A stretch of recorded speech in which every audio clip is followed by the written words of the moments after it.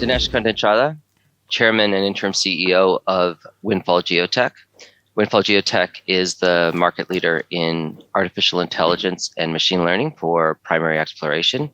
We seek to try to find out, leveraging public data and proprietary data from our clients, to try to create the most sustainable way of generating drill programs to create projects, either where we take a equity participation, an NSR, or we provide services against them. Dinesh, good to see you again. I saw you at the beginning of November-ish, wasn't it? I think so. Good Christmas? Yeah. Well, I unfortunately got COVID, but I guess now that I've had it, I know what it is, and I'm on the other side. I'm here talking to you. So good. You survived. Well done. Yeah. Fancy that.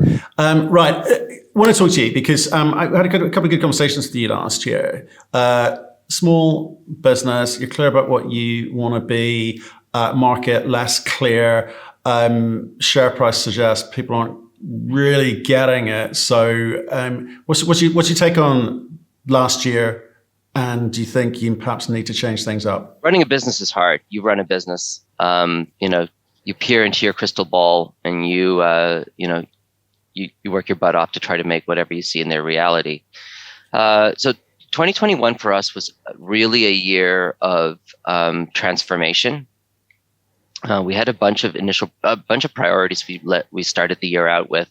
The first of which was, moving the business to Toronto and Ontario, going to a distributed workforce in the face of COVID and the pandemic closings, which was a significant reorganization of the business, given it for the previous 10, 12 years it had been run out of Montreal in an office. And so that required some infrastructure work, and then really transforming a business model from being a services company to being a project generator model.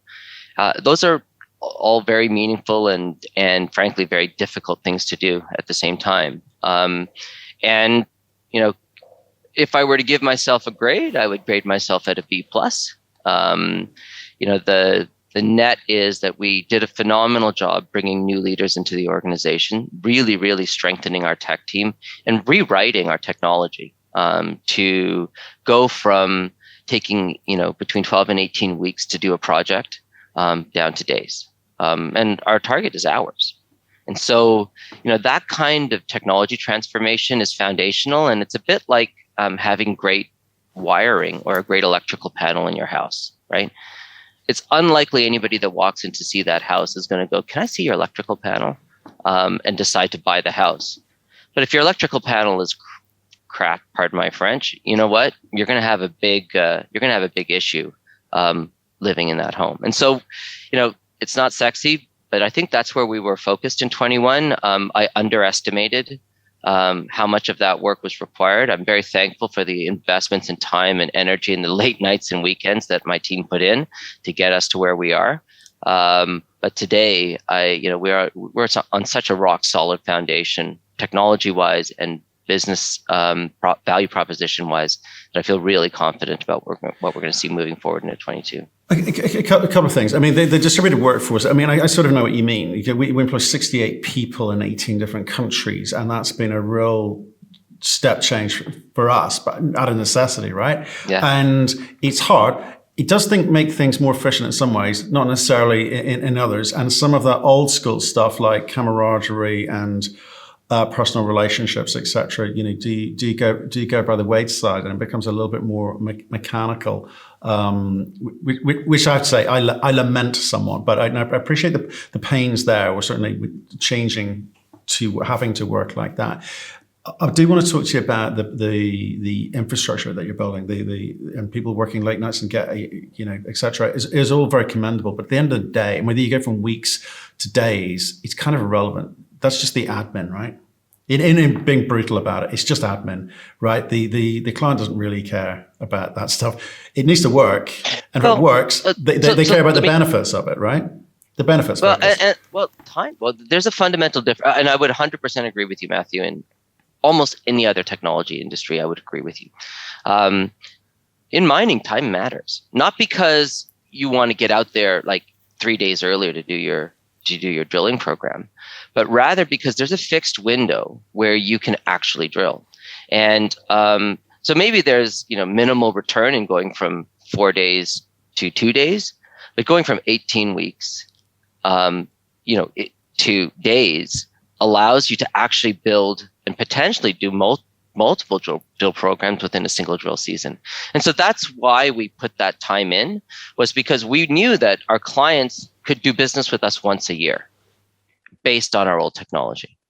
The same client could now could go out into the field, take our results, go out in the field, get new data, soil sampling data, drill core data, come back and give it to us, and go back out again in the same season.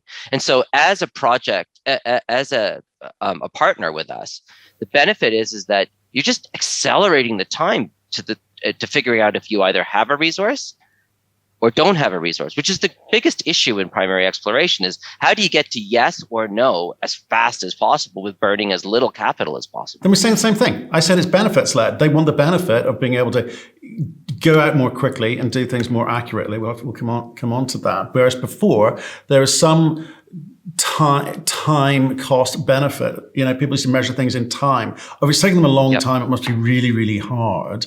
So therefore, they'll charge us a lot of money. That was the conversation that was going on, right? Yep. Right? Whereas now you're saying, I'll tell you what, the power of what we've got is able to process these millions and billions of data points and say, right, here's your answer, same day. Now off you go. By the way, I'm still charging the same amount because I've answered your question. And that's all you were ever paying me to do. That's exactly right. And so we want to get away from this cost plus model is, you get paid for your effort till you get paid for your result, right? And if we can augment that result with public data, we're also in the process this year of adding and augmenting our own data with proprietary data sets that we will license and purchase.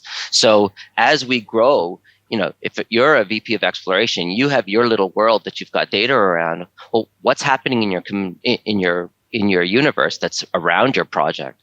Well, if we can go license other forms of data that may be non-correlated with what you have, we can again provide you more insight. So over time, to your point, we're in violent agreement. It will absolutely be about output, not effort. And the faster you can output, the faster you can get people into the field so they can validate your output and then come back and refine it, the more valuable you become to your partners and more successful your business will be. Right. Okay. But you've got two sets of audiences to impress here. You've got to go out and get clients who will buy the solution that you're providing, and you need proof points for that. You need to have done this for a while. You need to have done enough of these things. You need to have been proved to be accurate through the drill bit of the companies that you're working with. You're not there yet, are you? Because you're not selling enough. You're not selling 2 a month. Yeah, you're a fair point, right? So I don't think credentialing happens like a switch. Like you're either credentialed or you're not. You're there or you're not. I think it's something you prove out every single day. And it's a bit like a bank balance, right? Like, every time you, have a successful result validated by a drill bit, a little bit gets deposited. Every time, for whatever reason, something doesn't happen as you thought, whether the program wasn't properly designed or the algorithm didn't produce what we were hoping for. And that's the reality, right? It's not perfect. It'll never be perfect. Or the project just isn't a project. Well, you're going to take a withdrawal, right? And so our view is we want to increase the pace of those transactions and hopefully have a net positive deposits. And over the last 7 months, like we've done basically one deal a month, right? Which is, if you compare that to the previous 12, is we were doing one deal a quarter roughly.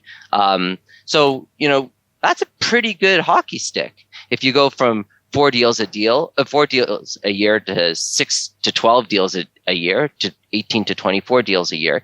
And the transformation from going from pure services to to partnership in the form of equity, that has really given us leverage in the conversation, which means that we're now in the process of getting to a standardized template of engagement in the form of commercial contracts. And those contracts, which has so far been our rate determining step, not our now that technology is solved for, it's the contracts that are the next kind of bottleneck. Having a standard template that leaves some of the questions that you spend a lot of time going back and forth on till after results are in with a formula for calculating how value will be shared between the parties, that's going to help us accelerate those contracts. And so customers aren't forced to, make a commitment to give us so much without knowing if they're going to get anything on the other side. So those are some of the optimizations we're trying to do in 22 that we learned from in 21. Right. So really, well, it depends what you measure success by. Okay, number of contracts you're saying, but it also could be, bottom line, dollars, revenue in, right? So one client worth 10 million versus 12 clients worth 10 million. You got to work out what excites you, because it's how you accelerate the exponential value of that going forward, I guess, is what you're looking for. So at the moment, 12 is still a small number, right? Which is probably reflective of how people are valuing in the marketplace, because that's the other side of this. This is the other audience you need to impress, which is show people, talk to people about what you're doing, prove to them that this is capable of being exponential in terms of dollar, in terms of that bottom line. So what's going to change in 2022? So on the exponential front, it really is about stacking projects. So when it took us a long time and a lot of effort, we had to be very careful and select carefully our projects. And the whole first half of 2021, that's what I told the market and I told our customers and our employees, which is, we have limited resources, we have limited capital. Let's be careful. Let's pick the ones that we think are going to be super, that are going to bring a lot of value to our shareholders. With the changes in the investments that we've made, I can be less careful. And so I can start to focus on volume. And so that's a big change. We're going to be looking at volume in 22. And our economic model, our cost base has now transformed in such a way that I can do deals that I couldn't even look at a year ago. And I don't have to have value maximization on any individual deal. So that means that I have to negotiate less aggressively on individual deals. So a lot of good deals will be the model moving forward versus 3 or 4 or 6 excellent deals that can all turn into, hopefully multi-$100 million projects. So it's a shift in focus. We're still going to be doing our own deals, and we're going to really, really focus from a public data perspective on finding those are the step function growth. That's where you get the exponential. It's not where you take 5% or 3% of a company or 700,000 shares or 1 million shares when we do some work on a project that's already in the field. It's when we go out, we look at the universe of data and we find something, and then we bring together the parties and we take 20% of that plus an NSR. The first is Grand Pacific, which is going public, I think, in the next, 4 to 6 weeks. Assuming all the regulatory stuff gets taken care of. That's our first project. We did that deal in April of last year. So it took a year. It's going to take us nearly a year to go through the process of building the project, finding the partner, getting the regulatory and venture stuff all taken care of, bringing it to public markets, and then working with that our partner there to go and really build a resource. So that's a 1-year time horizon. Is that representative? I don't know, but I do know that that's the data point that we have. So if we do 3 or 4 of those per year, which I genuinely believe we'll be able to do in 22, is we'll go from doing 1 to doing 4. And you do that consistently over 3 or 4 years, you're starting to build yourself a pretty nice bullpen of projects that could potentially go where you own 20%, that could go quite large. They could go to 0, but we're doing everything we can do as a technology company and as a operational team to try to make sure that we minimize the likelihood of that happening. Okay, but most of them go to 0 is the truth in exploration. Okay, most of them, right?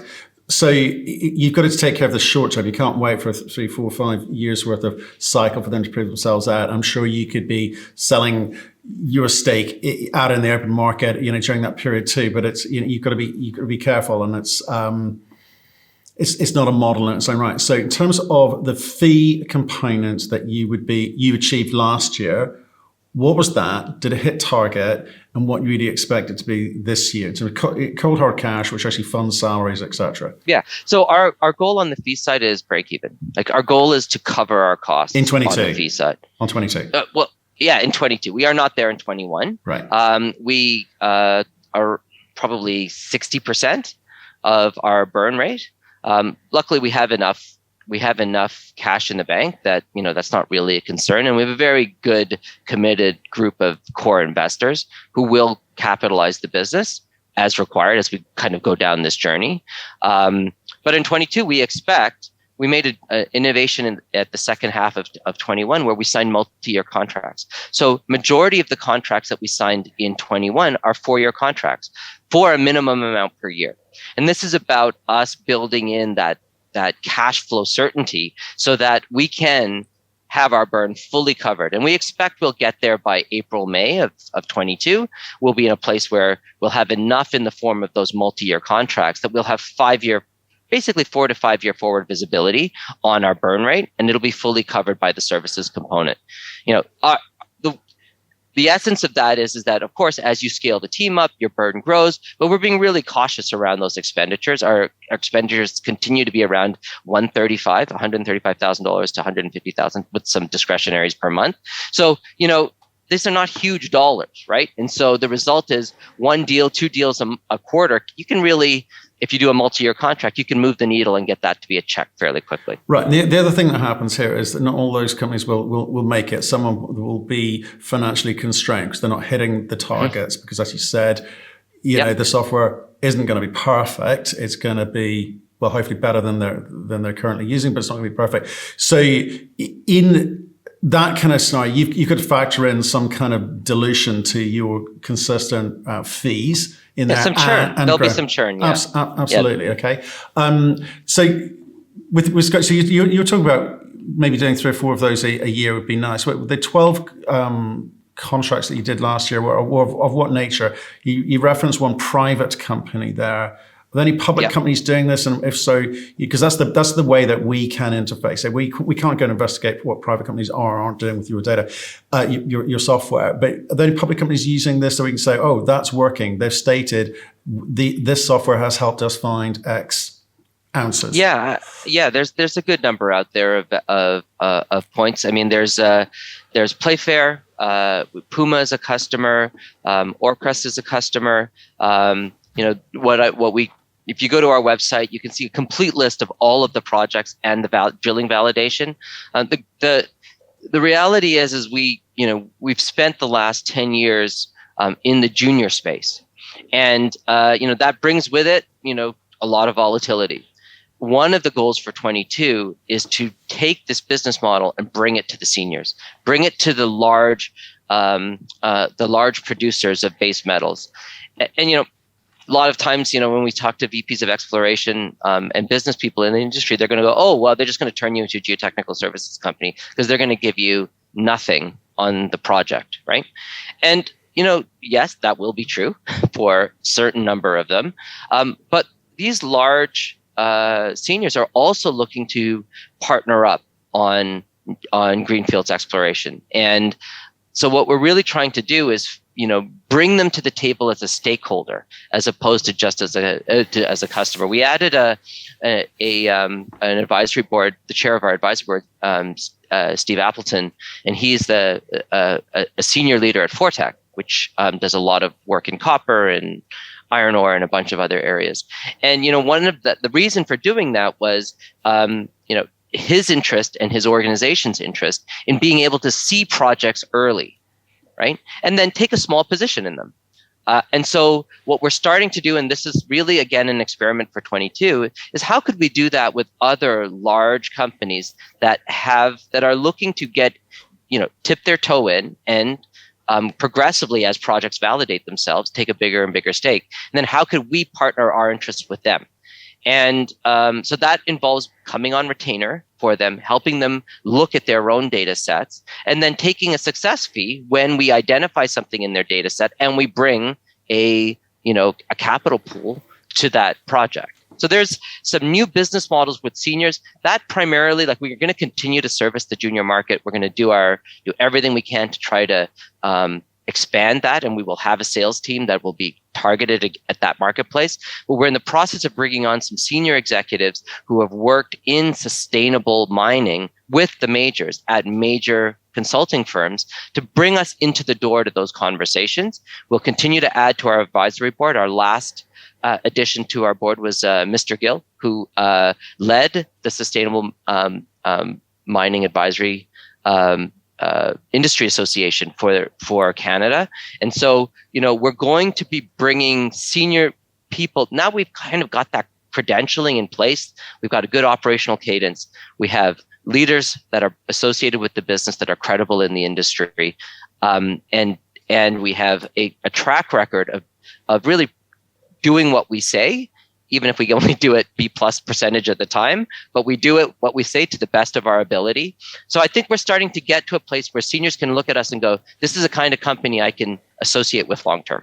Right. And I've been through this in the oil and gas business, onshore, offshore, and deep offshore, where these big companies need to see a long track record of success. So you continuing to work with juniors is great, but you're going to need a wealth of data to be able to present to these guys. Well, it doesn't matter what your board looks like. These are paid advisors, or certainly, financially remunerated advisors. And people love an NED position, but you, the company, and your technology need to deliver. So I just want to kind of set expectations here for myself and any of your shareholders or anyone thinking of investing into this, which is these types of projects take a little while to really start moving by doing all the right things, doing all the things you say you're going to do before you start to see that lift.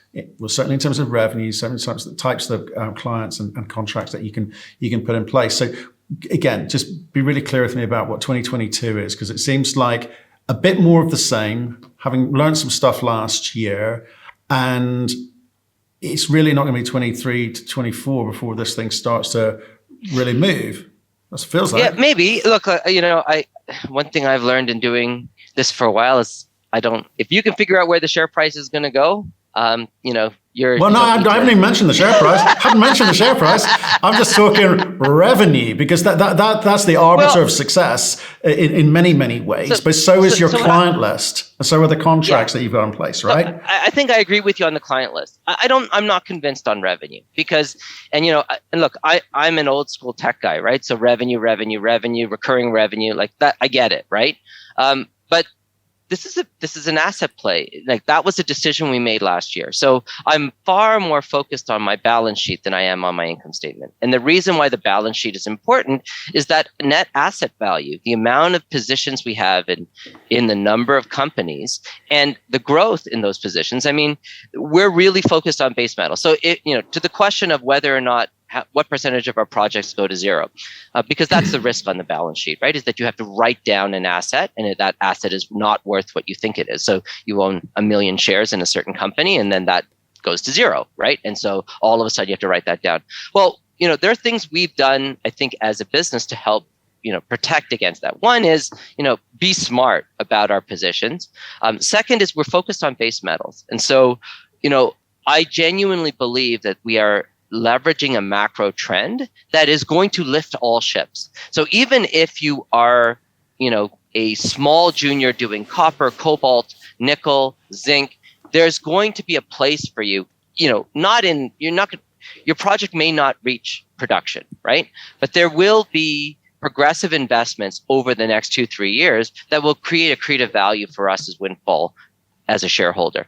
Now, But only in terms of the delta between what you pick the shares up at versus what you can sell them for, but not for the NSR component, because they don't get into production. Yeah, do you know what I mean? So this is why I'm interested in all of the different revenue streams that you've got, agree. Right? And it speaks to your point of, what are your home runs? What are your singles and your doubles, right? And, the home runs are the projects that we generate ourselves, and the NSRs. Those are the home runs.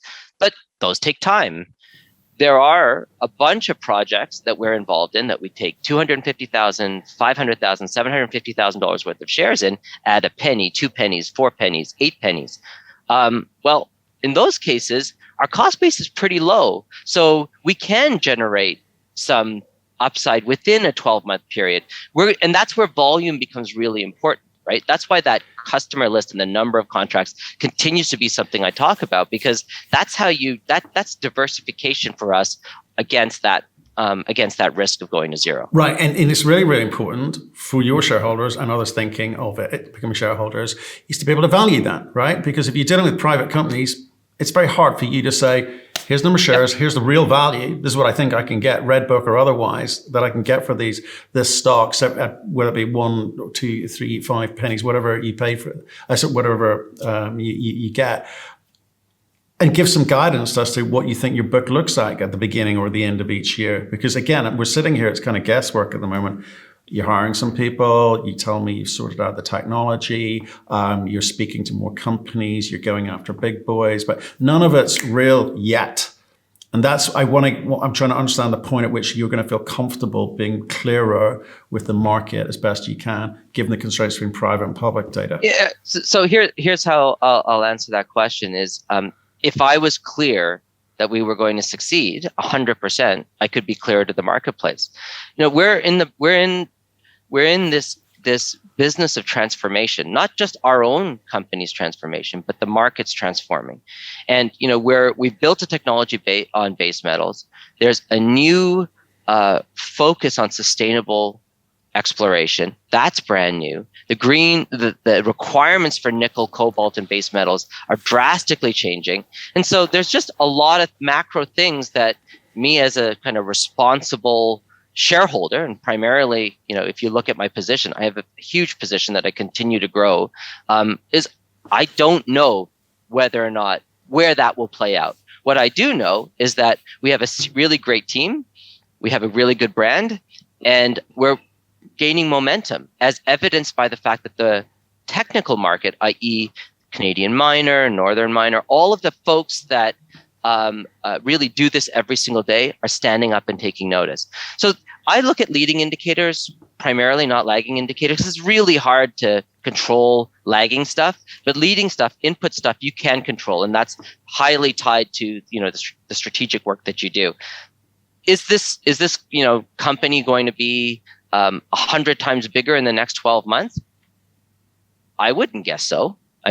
But I think from a core value perspective, as a business that I'm an investor in, I guarantee that it's going to be worth a lot more 12 months, because that's the effort that our team is putting in. And the strategy itself is sound.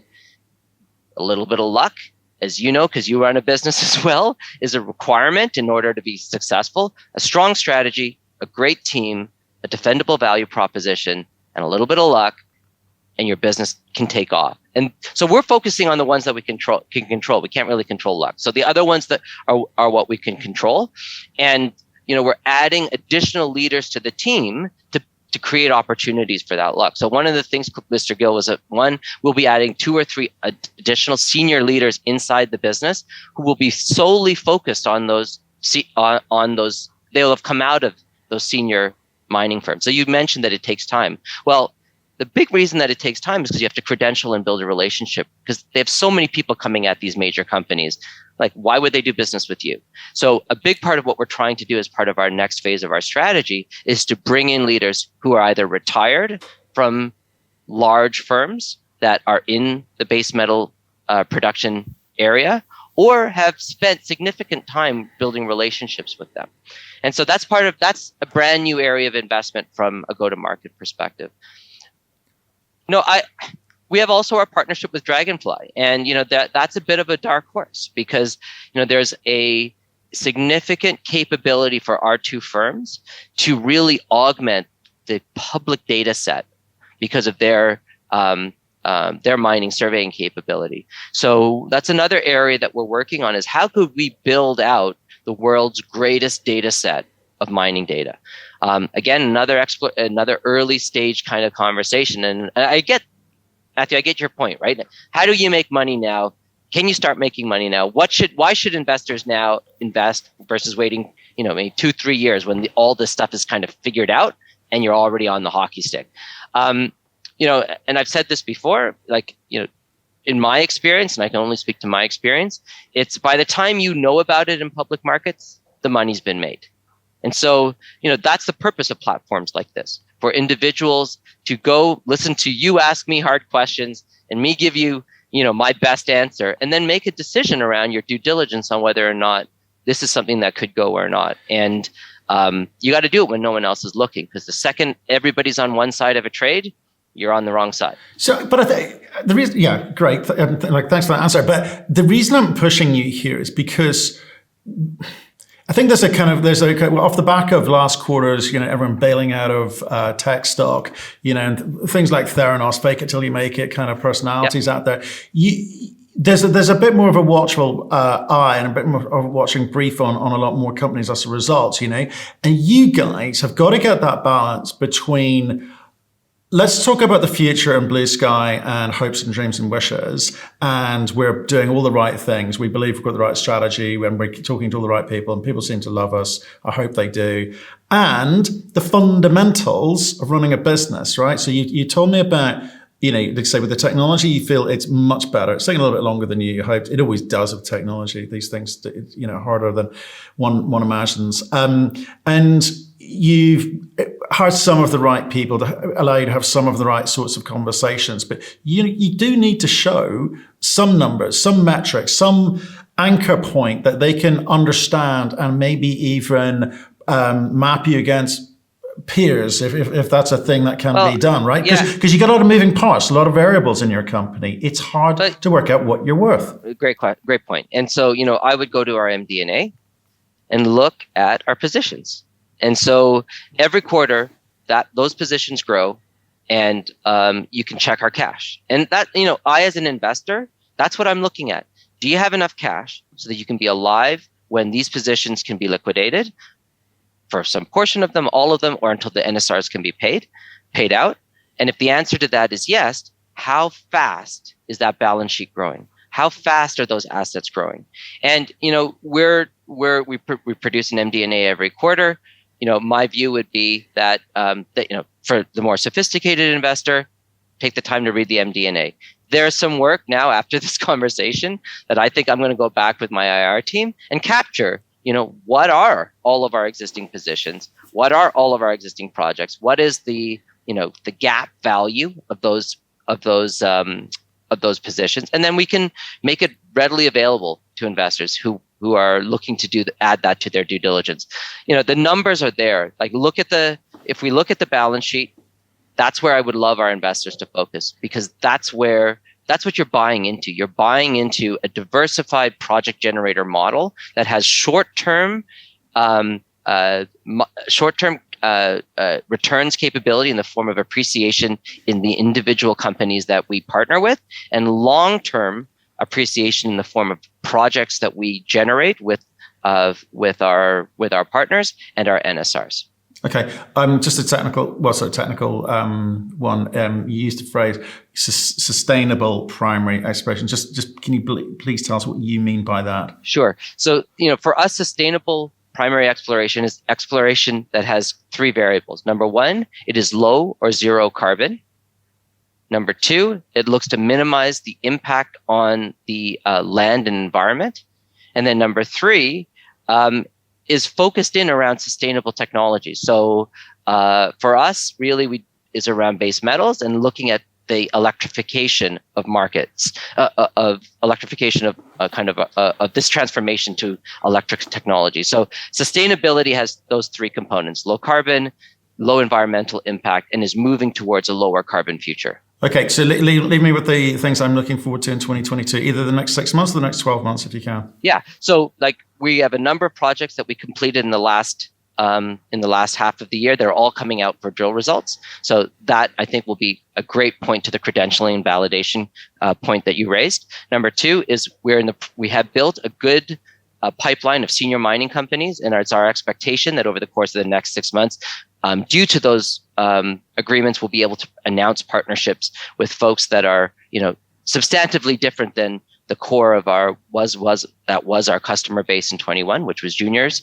And then we are raw focused on getting to that 2 contracts per month, and we're doing a bunch of things around our go-to-market to make that easier and lower friction, so that we can do a higher volume of contracts now that we have kind of the underlying technology ready to handle the flow. Okay, brilliant. Dinesh, appreciate your time. Thanks. Thank you.